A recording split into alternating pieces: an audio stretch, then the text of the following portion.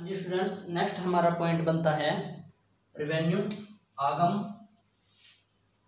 Income, आय, profit, लाभ। आगम,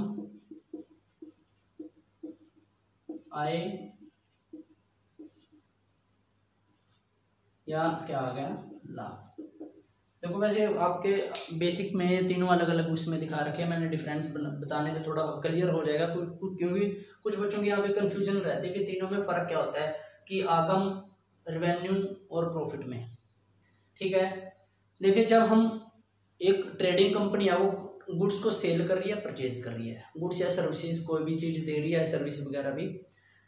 अगर कोई, इसके एक एग्जाम्पल दे देते हैं, हमने 10 लाख रुपए का माल खरीदा था, कितने का माल खरीदा, 10 लाख रुपए का, और हमने बेचा कितने रुपए का, 20 लाख रुपए का बेच दिया। 10 का था, कितने में बेच दिया, 20 में। 10 का था, 12 लाख रुपए में बेच दिया, जिसमें से 7 लाख का दो हमने क्या बेच दिया, नकद। 7 लाख का क्या बेच दिया, नकद, जिसको बोलते हैं रिसीवेबल, सॉरी 7 लाख का क्या बेच दिया, नकद, जिसको क्या बोलते हैं रिलाइज, जो प्राप्त हो गया। 5 लाख का हमने क्या बेचा, उधार।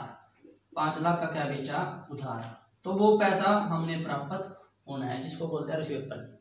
ठीक है, रिसीवेबल और रिलीज ध्यान रखना, दोनों में फर्क हो जाता है। तो टोटल कितने का बेच दिया हमने, 12 लाख रुपए का,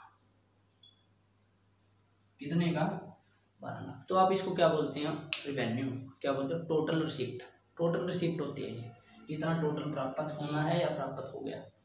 ठीक है, अगर उसमें से, अब माल तो हमारा ऐसे तो बना नहीं होगा, हमने वेजिस, सैलरी वगैरह कुछ ना कुछ तो खर्चे किए होंगे, क्योंकि जब हमने माल बनाया तो मजदूरी भी दी होगी, सैलरी वगैरह भी दी होगा, हमने कुछ खर्चे भी किए होंगे, जिसको हम कॉस्ट बोल देते हैं।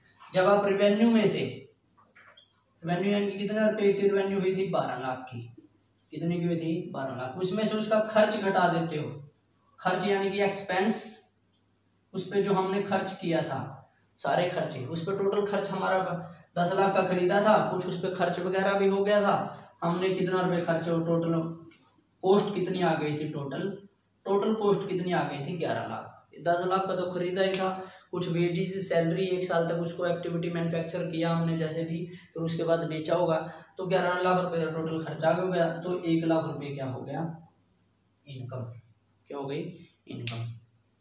ठीक है, और यहाँ पे अब आती है प्रॉफिट। प्रॉफिट ध्यान रखना, अकाउंटिंग पीरियड के एंड में निकाला जाता है, किसमें निकाला जाता है, अकाउंटिंग पीरियड के एंड में।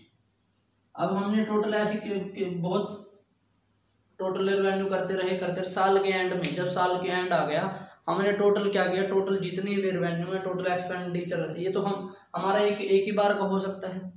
ठीक है, जब हम अकाउंटिंग पीरियड के एंड में जब टोटल नेट निकालेंगे, शुद्ध लाभ कितना हुआ, इसको नेट प्रॉफिट निकालने के लिए जब करते हैं, तो हम उसके लिए हम बस ये ध्यान रखना, इनकम हो सकती है, उसके बाद इनकम में से हम अपना प्रॉफिट निकालते हैं, कब निकालते हैं, साल के एंड में। एक वर्डिंग भी आ जाती है यहाँ पे, गेन, क्या आ जाता है, गेन। गेन लिखने में दोनों को लाभ ही लिखते हैं, प्रॉफिट या प्रॉफिट को भी लाभ बोलते हैं और गेन को भी।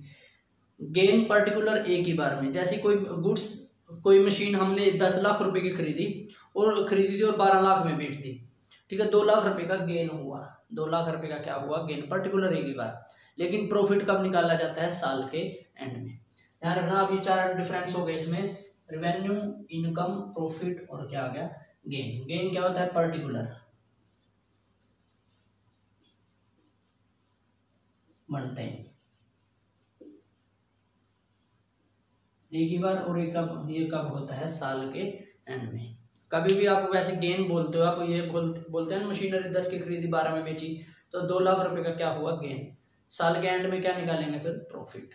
ये फर्क होता है गेन में और प्रॉफिट में।